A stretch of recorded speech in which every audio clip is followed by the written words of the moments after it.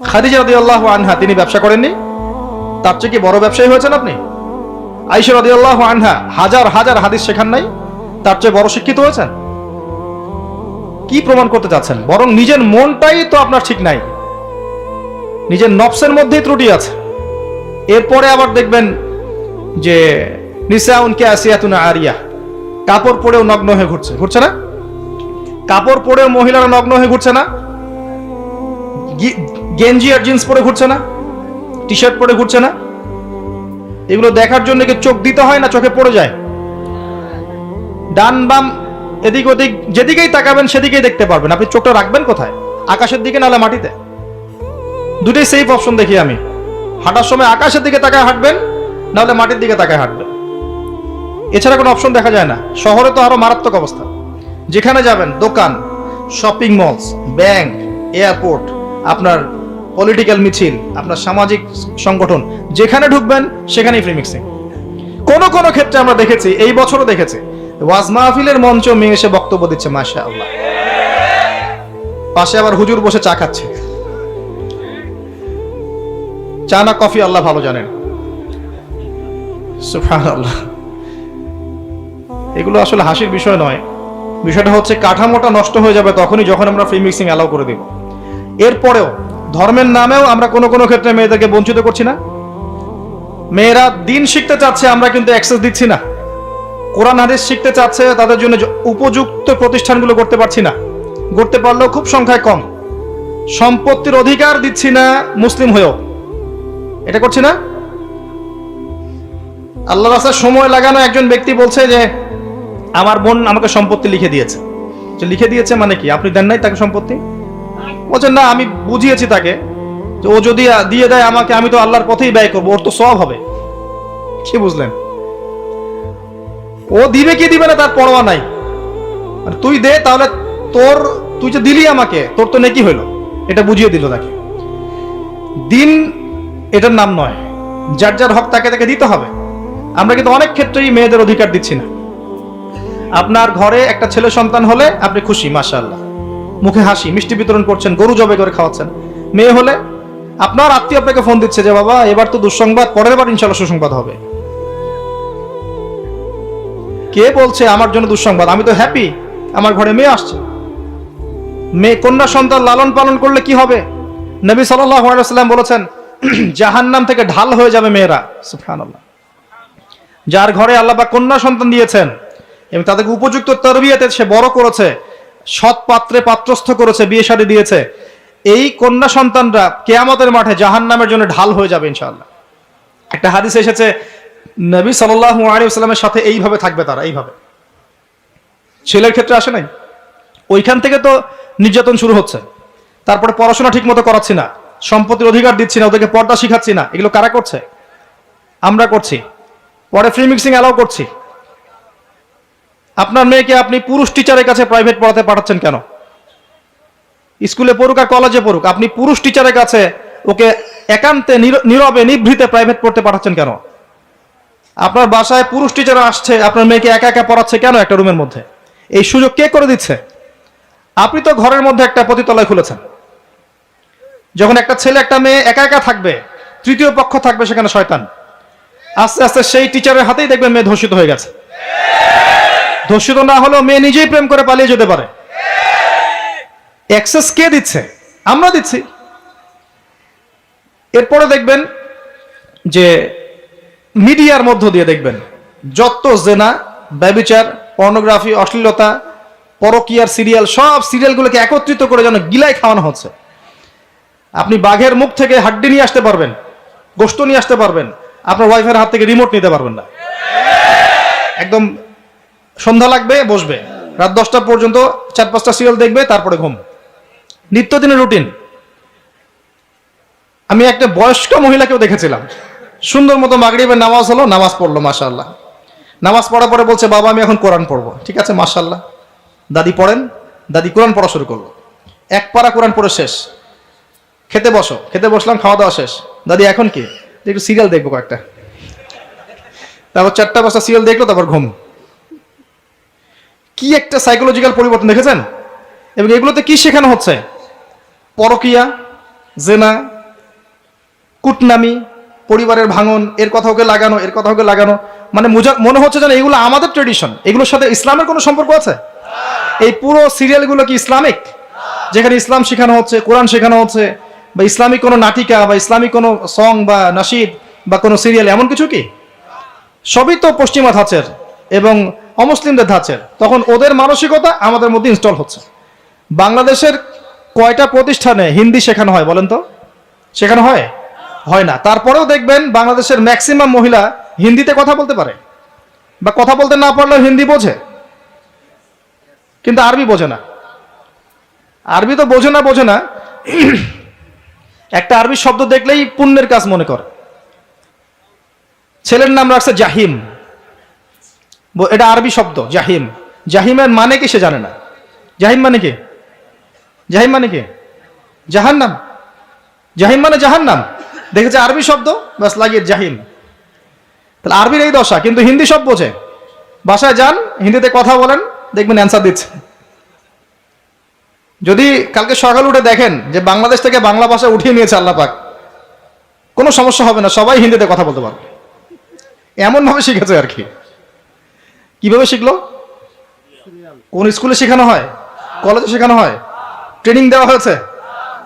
Serial. এইভাবে দেখেন পুরো ফেমিনিস্ট একটা ফিতনা চলছে। তারপরেও দেখবেন পোশাক আশাকের ফিতনা, রেপ, ধর্ষণের ফিতনা, ব্যভিচার, পরকিয়া। এখন ম্যাক্সিমাম পরিবারই পরকিয়া। বাসায় বউ আছে, বাইরে মেয়ের সাথে প্রেম করছে। বাসায় ছেলে আছে, বাসায় স্বামী আছে, বাইরে ছেলের সাথে প্রেম করছে।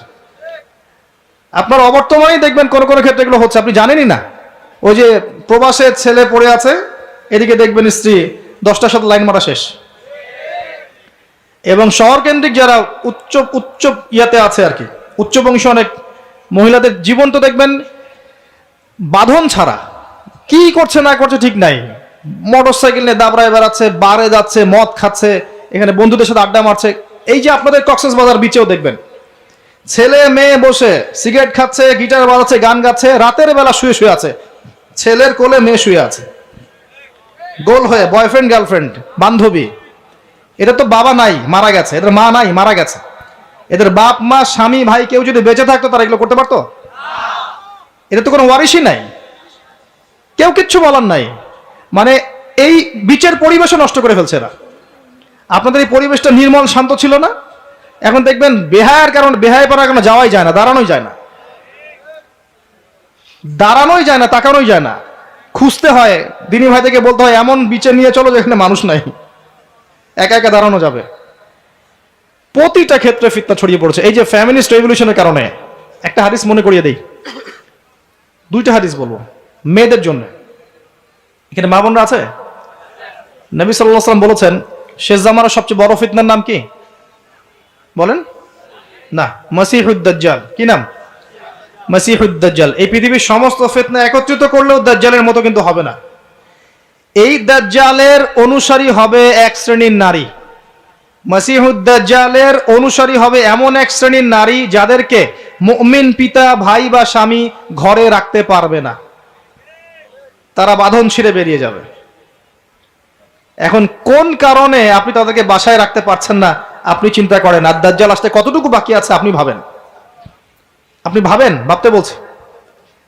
আরেকটা হাদিস নবীজি বলেছেন, আমি এক শ্রেণীর নারীর কথা বলছি যাদেরকে আমি এখনো দেখি নাই, মানে 1400 বছর আগে তারা ছিল না পৃথিবীতে, তারা আসবে এক সময়, যারা জান্নাতে যাবেও না, জান্নাতের গন্ধ পাবে না, যদিও জান্নাতের গন্ধ 70 বছরের পর থেকে পাওয়া যায়।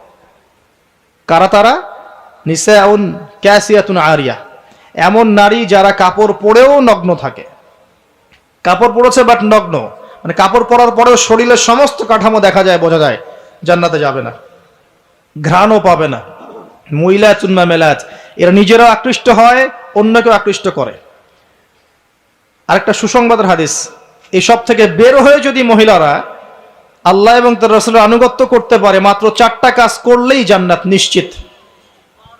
মাত্র 4টা কাজ করলেই মেয়েদের জান্নাত নিশ্চিত ইনশাআল্লাহ আযজা ওয়া জাল। 1 নাম্বার, যদি তারা 5 ওয়াক্ত নামাজ ঠিকঠাক মতো পড়ে। 2 নাম্বার, যদি তারা রমজান মাসের সওম রাখে। 3 নাম্বার, যদি তারা তাদের পর্দা ঠিক করে, সতীত্বের হেফাজত করে। আর 4 নাম্বার, যদি তারা তাদের স্বামী, নিজে সাজবেন না স্বামীর জন্য, বাইরের মানুষের জন্য সাজবেন। বাইরের মানুষের জন্য আপনি সবকিছু করবেন, স্বামীর খেয়াল করবেন না। স্বামী বাসায় আসলে বিরক্ত হচ্ছেন, বাইরের মানুষের জন্য আপনি সাজুগুজু করছেন। পুরো কাঠামো চেঞ্জ হয়ে গেছে এখন। সমাজের হৃদ্যতা, পরিবারের হৃদ্যতা, ভালোবাসা থাকবে কিভাবে? নিজেকে তো স্বামীর মনের মতো করে গড়তে পারছেন না। সবসময় স্বামীকে প্রেশার দিচ্ছেন, এইটা লাগবে, ওইটা লাগবে, এইটা আনো, ওইটা আনো, এই ঠিক নাই, ওই ঠিক নাই। তোমার ঘরে এসে আমি আর শান্তি পাচ্ছি না, বাপের বাসায় ভালো ছিলাম। কে বলেছে হালাল খেতে? একটা সুদি চাকরি করলেই তো পারো, ওরা তো সবাই করছে, কি সমস্যা? এগুলো করে করে অনেক সময় স্বামীদেরকে হারামে ঠেলছে। আবার অনেক সময় এমন স্বামীও আছে, স্ত্রী দিনের পথে আসতে চায়, কোরআন পড়তে চায়, হাদিস পড়তে চায়, কত কি করতে চায়, স্বামী বলে এগুলো করা যাবে না, ফিতনা। স্বামী বলে এগুলো করা দরকার নাই, বাসায় থাকো চুপচাপ। দুই দিকে সমস্যা। আল্লাহর ওয়াস্তে উভয়ের মধ্যে আন্ডারস্ট্যান্ডিং বাড়ান। আল্লাহর দিনকে কেন্দ্র করে পরিবার গঠন করেন, ধৈর্য ধরেন, সবর করেন, আপোষে মিল মোহাম্মত বাড়ানোর চেষ্টা করেন। ইনশাআল্লাহ তাআলা ওই পরিবার থেকে ওমর এবং খালিদ রাদিয়াল্লাহু আনহুমা, তাদের মতো সাহাবীর মতো সন্তান জন্ম হবে ইনশাআল্লাহ। সমস্যা বলতে গেলে রাত শেষ হয়ে যাবে আর কি। আমি এক একটা টপিক নিয়ে কথা বলতে পারছি না। এই যে ফিতনার কথাগুলো বলছিলাম, এই মহিলাদের ফিতনা ওই সময় যেমন ছিল এই সময় আছে। 4টা কাজ নবীজি করতে বলেছেন মেয়েদের ভালোর জন্য। তাদেরকে বলেছেন জান্নাতের যে কোনো দরজা দিয়ে ইচ্ছা তুমি ঢুকতে পারবে যদি 4টা কাজ করো: সালাত, সওম, পর্দা এবং স্বামীর আনুগত্য। স্বামী যদি আপনাকে খারাপ কোনো কাজ করতে বলেন, পর্দার খেলাফ কিছু করতে বলেন, বা এমন কোনো কাজের আদেশ করেন যেটা কোরআন সুন্নাহর বিরোধী, তখন আপনি তার কথা মানবেন না। এটা না মানাই হচ্ছে আপনার জন্য ফরজ। তখন তার কথা আপনি মানবেন না। তো প্রিয় ভাইরা, আমি ইনশাআল্লাহ পারিবারিক বিষয়গুলোকে নিয়ে ডিফারেন্ট কোনো লেকচারে ডিটেলস কথা বলবো। আজকে আমি এত কথা বলতে পারছি না। অনেক কথা আছে মনের মধ্যে জমানো আপনাদেরকে বলার জন্য, ফ্যামিলিগত বিষয়। কারণ ফ্যামিলিগুলো এখন এক একটা জাহান্নামের টুকরা হয়ে যাচ্ছে এবং এত ফিতনা ছড়িয়ে পড়ছে ফ্যামিলিগুলোর মধ্যে, বাবায়, মায়ে, স্ত্রীতে, স্বামীতে, ভাইয়ে, বোনে, সন্তানে, যে আমরা আর সেই নববী পরিবারগুলো পাচ্ছি না। আর পারিবারিক বন্ধনগুলো যখন ভেঙে যাচ্ছে তখন দেখবেন সমাজে ফিতনাগুলো বাড়ছে। আমরা দোয়া করি আল্লাহ পাক মেয়েদেরকে 4টা কাজ ঠিকঠাক মতো করার তৌফিক দান করুন, আমিন। অনেকেই মেয়ে প্রশ্ন করে যে আপনি তো বলছেন 3 নাম্বার কাজটা হচ্ছে মেয়েদের পর্দার কথা, এই বিষয়টা ডিটেলস বলবেন। ডিটেলস আমার চেয়ে মুফতি সাহেবদের কাছে শুনবেন। আমি 4টা কথা বলবো খালি। 1 নাম্বার, প্রিয় বোন, আপনি আপনার পোশাকটা এমন করবেন না যেই পোশাকটা পরার পরেও শরীরের কাঠামো বোঝা যায়। সেটা বোরখা হলেও চলবে না। এমন বোরখা চলবে না যেই বোরখা পরে আপনার শরীরের কাঠামোটা বোঝা যায়। আমার হাত কতটুকু মোটা কি চিকন এখান থেকে বোঝা যাচ্ছে? যাচ্ছে না? যাচ্ছে না? এরকম পোশাক পরা যাবে না। এটা হাত না হয়ে অন্য যে কোনো অঙ্গ হতে পারত। আমার মনে হয় আর খুলে বলার প্রয়োজন নেই। এমন পোশাক পরা যাবে না যে পোশাক পরার পরেও এভাবে শরীরের কাঠামো বোঝা যায়। 1। 2 হচ্ছে এমন পোশাক হবে না যেটা পরার পরেও অঙ্গ দেখা যায়। আমার এই কাপড়ের ভিতর থেকে কি আমার গায়ের রং বোঝা যায়? আমার হাত দেখা যায়? এমন কাপড় দিয়ে পোশাক বানাতে হবে যে কাপড় পরলে ভিতরের অঙ্গ দেখা যায় না। যদি দেখা যায় পর্দা হয় নাই, বোরখা পরলেও হয়নি। 3 নাম্বার, নারীরা পুরুষের কোনো পোশাক পরতে পারবে না। আপনি জিন্স পরতে পারেন না, আপনি গেঞ্জি পরতে পারেন না, এগুলো পরে রাস্তায় হাঁটতে পারেন না, আপনি টি শার্ট পরতে পারেন না। ছেলেদের কোনো পোশাক আপনি পরতে পারবেন না, মেয়েদের শালীন পোশাক আপনাকে পরতে হবে। 4 নাম্বার, অমুসলিমদের সাথে সাদৃশ্য আছে, তাদের রিলিজিয়নের সাথে সাদৃশ্য আছে, এমন কোনো পোশাক আপনার পরা যাবে না। এই 4টা মূলনীতি ফলো করে আপনি পর্দা করেন, আল্লাহ পাক আপনাকে কবুল করুন। এরপরেও কথায় পর্দা আছে, হাঁটার মধ্যে পর্দা আছে, চাহনিতে পর্দা আছে, এক্সপ্রেশনে পর্দা আছে, সবকিছুর মধ্যেই মেয়ের পর্দা আছে। শালীনতা, আল হায়া শু'বাতুম মিনাল ঈমান। নবীজি বলেছিলেন না একটা হাদিসে, ঈমানের 73টা শাখা আছে বা 70-এর বেশি শাখা আছে। তার প্রথম আফদালুহা লা ইলাহা ইল্লাল্লাহ ওয়া আদনাহা ইমাতাতুল আযান আনিত তারিক। উপর স্তর হচ্ছে লা ইলাহা ইল্লাল্লাহ, নিচেরটা হচ্ছে রাস্তা থেকে কষ্টদায়ক বস্তু সরানো। তারপর এক্সট্রা একটা কথা বলেছে, আল হায়া ও শু'বাতুম মিনাল ঈমান। হায়া ইমানের একটা বিশেষ অঙ্গ। যখন আপনার কাছে হায়া থাকবে না, লজ্জা থাকবে না, আপনি যে কোনো পাপ করতে পারবেন। আর একজন পর্দাশীল মেয়ের, listen to me very carefully, একজন পর্দাশীল মেয়ের ইজ্জতের সম্পূর্ণ দায়িত্ব আল্লাহ একাই নিয়ে নেবেন। দেখবেন, দলিল দিবেন। সারা আলাইহিস সালাম তার স্বামী ইব্রাহিম আলাইহিস সালামের সাথে যাচ্ছেন এই যে প্যালেস্টাইনে হিজরত করতে। রাস্তায় একটা দুষ্ট রাজা গ্রেপ্তার করেছিল, মনে আছে? কিডন্যাপ করেছিল। সারা আলাইহিস সালামকে খারাপ উদ্দেশ্যে কিডন্যাপ করেছিল। ইব্রাহিম আলাইহিস সালাম নামাজে দাঁড়িয়ে গেলেন আর তার স্ত্রী আল্লাহর কাছে দোয়া করা শুরু করলেন। বললেন, আল্লাহ, আমি আমার সতীত্ব আমি আমার স্বামী ছাড়া কারো জন্য কখনো হালাল করি নাই, মানে আমি কখনো বেহায়াপনার মতো কোনো কাজ করি নাই। আল্লাহ, আজকে তুমি আমাকে এই জালেমের হাত থেকে বাঁচাও। তার দিকে হাত দেওয়ার আগেই হাত অবশ্যই পড়ে গেল। সুবহানাল্লাহ। 3 বার হাত দেওয়ার চেষ্টা করেছে, 3 বারই সে ওই প্যারালাইজড রোগীর মতো পড়ে গেছে। পরে তাকে ছেড়ে দিয়েছে, যাও একে নিয়ে যাও, এ মানুষ না, এ মনে হয় ফেরেশতা। আপনি যদি পর্দাশীল হন, আপনার ইজ্জতের দায়িত্ব আল্লাহ নিয়ে নেবেন ইনশাআল্লাহ। আল্লাহ পাক আপনাদেরকে খাস পর্দায় থাকার তৌফিক দান করুন, আমিন। আইয়ামে জাহিলিয়াতের সেই নারীর ফিতনা কিন্তু এখনো আছে, বরং আরো বড় পরিসরে আছে। অনেক ক্ষেত্রে আমরা ওই কন্যা সন্তানকে হত্যা করছি, কন্যা সন্তানকে আমরা গর্ভেই হত্যা করে ফেলছি, এটাও এখনকার ফিতনা একটা।